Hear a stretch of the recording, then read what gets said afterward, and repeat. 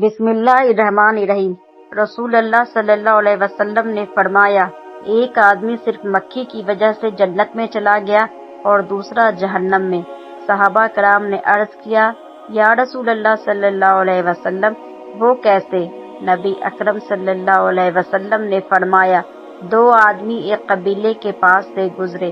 اس قبیلے کا ایک بت تھا جس پر چڑھاوا چڑھائے بغیر کوئی آدمی وہاں سے نہیں گزر سکتا تھا۔